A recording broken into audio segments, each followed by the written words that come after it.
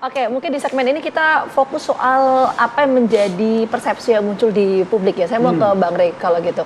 Ini kan ada yang mempertanyakan, Bang Rey. Kalau misalnya para pejabat ini dari level menteri sampai kepala daerah tidak mundur dari jabatannya, ada kekhawatiran abuse of power. Tadi sempat disinggung oleh Bang Habib juga. Kemudian netralitas, ada upaya atau potensi pengerahan massa. Bang Rey melihat ada potensi itu juga nggak? Oh, tinggi sekali kalau soal itu. Okay. Karena sebetulnya kita udah bisa lacak di pilkada-pilkada ya. Di pilkada-pilkada kita itu tren tidak netralnya ASN itu meningkat kok waktu demi waktu. Bahkan di pilkada 2020 itu makin dekat ke pemilihan hari hanya, ke tingkat ketidaknetralan itu malah makin melonjak gitu loh. Awalnya cuma 10, 20 laporan ke KSAN itu ya. Lama-lama kok bisa ratusan gitu.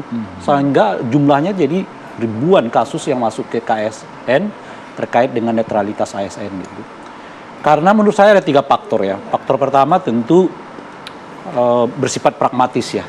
Dia sama calon ini, entah itu levelnya bupati, wali kota, mungkin nanti pilpres macam-macam, ada perjanjian ya kalau dia menang dia naik jabatan kan gitu. Itu alasan pertama. Alasan yang kedua adalah ya memang ditekan untuk melakukan tindakan itu. Kan pameo di lingkungan ASN itu kan siap sedia melaksanakan perintah kan kalau mereka itu nggak ada alasan, nggak ada pikiran untuk melawan perintah gitu loh kira-kira tuh. Nah itu yang kedua, jadi ditekan sedemikian rupa. Yang ketiga ya kesadaran sendiri, kemauan sendiri, dia suka, dia senang, dia pingin orang itu menang, ya dia ungkapkan. Nah caranya macam-macam, ada yang kayak kalau sekarang tuh kan kayak jari macam-macam ya. Yang kedua ya ada likes di kalau YouTube macam-macam, atau dia buat sendiri macam-macam lah modelnya. Nah yang menarik itu adalah karena sanksinya sekalipun mungkin berat bagi pandangan kita, tapi bagi mereka ditempuh aja sanksi, nggak ada masalah. Taruhlah misalnya dinonjobkan 3 bulan 4 bulan, dinonjobkan 3 bulan 4 bulan nggak apa-apa kan, habis itu kalau yang dia dukung menang dia bisa naik jabatan kok. Jadi ya 4 bulan berkorban untuk naik jabatan ya sepadan lah kira-kira begitu kira-kira itu. Oleh karena itu dengan berbagai cara untuk meningkatkan netralitas ini juga pada tingkat tertentu ya agak rumit gitu. Apalagi ditambah situasi seperti sekarang di mana KSAN-nya pernah kita bahas di sini ya kan, sudah dibubarkan gitu. Nah sekarang ASN itu semua satu pintu, dari rekrutmen, pengawasan, pembinaan, pemberian sanksi, ya promosi dan sebagainya itu melalui Menpan RB. Oke, berarti aspeknya sekarang itu. Ya, Bang, berarti aspeknya lebih luas daripada seperti tadi disampaikan oleh Bang Andreas. Administratif, disampaikan oleh Bang Habib, pengawasan. Iya, lebih seluruh. Kalau terkait mana? ASN ini ya? Iya, soal yang pejabat yang akhirnya nggak perlu mundur kan? Oh, kalau pejabat yang tidak perlu mundur itu memang tadi udah disebutkan itu. Efek dari putusan MK nomor 26 tahun 2002 yang menyatakan bahwa pejabat dalam semua level lah, ya kan selama ya disebut pejabat negara, apalagi elected official sifatnya itu ditambah non elected official itu tidak perlu harus mundur di luar ASN. Itu pejabat negara, pejabat politik ya, bukan pejabat pemerintah, bukan pejabat negara. Kalau pejabat negara itu kan ASN gitu. Nah mereka tidak perlu mundur, itu putusan dari MK gitu. Anda sepakat soal itu berarti Bang Rey ya?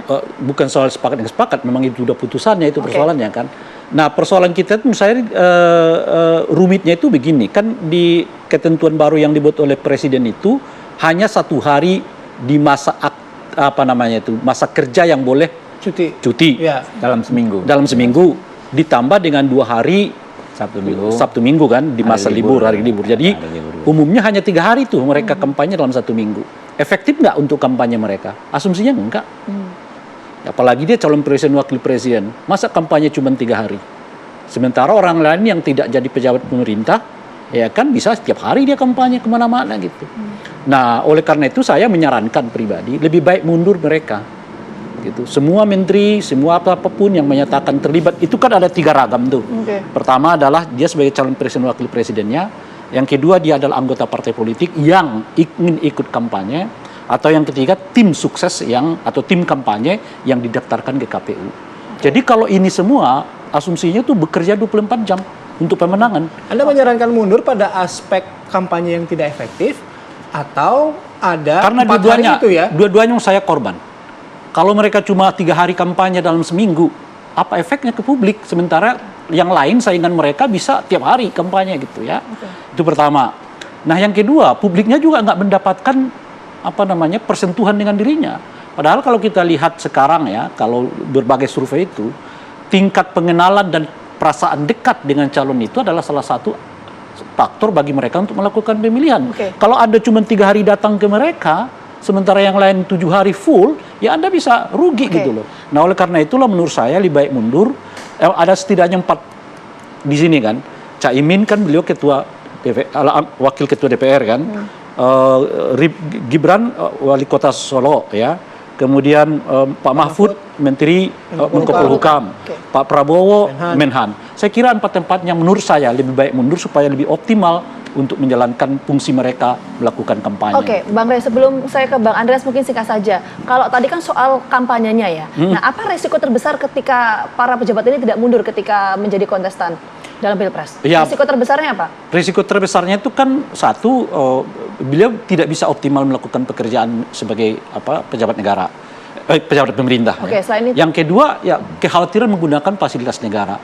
Di tengah mereka bekerja ke sana kemari itu dengan melekat jabatan mereka, memang mereka tumpang tindih itu potensial akan terjadi. Oke, soal tumpang tindih, abuse of power, netralitas itu yang dikhawatirkan. Saya mau ke Bang Andreas, bagaimana menjawab kekhawatiran yang disampaikan oleh Bang Rey tadi, Bang Andreas?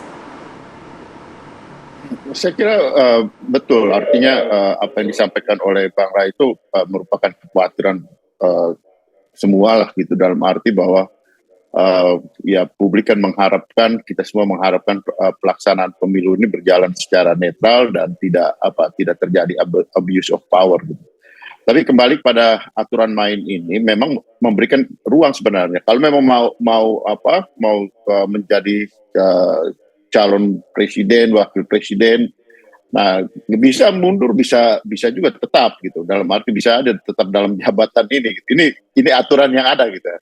Cuma saya lihat di dalam urusan administrasi perizinannya, urusan administrasi untuk melaksanakan kampanye tadi gitu. Semuanya ini kan kalau misalnya menteri itu wajib untuk mengajukan untuk melaksanakan kampanye itu melalui Mensesnek. Nah, proses pengajuan ini kan 14 hari sebelumnya. Nah, wajib mengajukan ini kan bisa menjadi pertanyaan, kalau diizinkan, kalau ada pengizinan untuk melaksanakan. Nah, kemudian kalau misalnya tidak ada surat pengizinan, itu kan bisa terjadi ada yang diberikan, ada yang tidak diberikan. Atau ada penugasan lain dari presiden, misalnya ketika menteri yang ini diberikan keluasan untuk berkampanye, yang lain tidak, atau diberikan tugas yang lain gitu. Nah, ini kemungkinan ini bisa terjadi gitu. Kemungkinan ini bisa terjadi karena semuanya melalui birokrasi perizinan yang melalui Mensesnek. Begitupun dengan pejabat gubernur, wakil gubernur atau bupati, wakil bupati, wali kota, wakil wali kota itu melalui Mendagri gitu. Nah, sehingga proses ini yang saya kira baik tim kampanye maupun birokrasi yang memberikan kemungkinan untuk pelaksanaan kampanye oleh para pejabat pemerintah yang ada dalam posisi baik sebagai calon maupun sebagai tim. Nah, itu harus benar-benar memperhatikan aspek birokrasi, aspek lalu lintas administrasi ini gitu. Sehingga dengan demikian ini tidak memberikan keuntungan pada satu dan menghambat yang lain. Nah, itu satu hal. Nah, kemudian juga di dalam pelaksanaannya itu tadi ketika mereka melaksanakan kampanye tidak abuse of power, tidak menggunakan jabatannya untuk kepentingan kampanye itu juga harus menjadi benar-benar menjadi pengawasan kita gitu. Nah, sehingga dengan demikian pelaksanaan pemilu ini bisa berjalan fair untuk semua kontestan, baik itu dia sebagai calon maupun dia sebagai tim di dalam proses kampanye ini gitu. Nah, saya kira hal ini harus diperhatikan betul oleh para calon maupun timnya dan juga birokrasi yang melayani, memberikan itu tadi, memberikan kemungkinan mereka untuk bisa berkampanye. Dan juga kalau kita lihat tadi mereka dalam posisi sebagai pejabat itu hanya mempunyai waktu hari libur atau di sini hari tidak bekerja, artinya Sabtu Minggu bisa, dan juga hari libur. Plus kalau misalnya mereka mengajukan itu hanya 1 hari dalam 1 minggu, dalam 1 hari kerja. Dalam hari kerja itu hanya 1 hari. Gitu.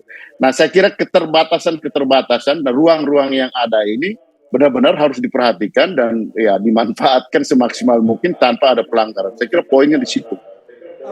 Oke, baik. Saya terakhir ke Bang Habib. Bang Habib, tapi bagaimana mengukur atau melihat soal netralitas, kemudian penggunaan fasilitas dan juga abuse of power itu gitu kan? Mengukur kan pasti setiap pihak punya ukurannya masing-masing gitu. Publik berbeda, penyelenggara pemilu berbeda, kontestan juga berbeda. Gimana, Bang? Bawaslu. Ya, kita ada perangkatnya jelas ya. Bawaslu punya tugas melakukan pengawasan terhadap potensi-potensi pelanggaran azas netralitas dan penggunaan kekuasaan untuk kepentingan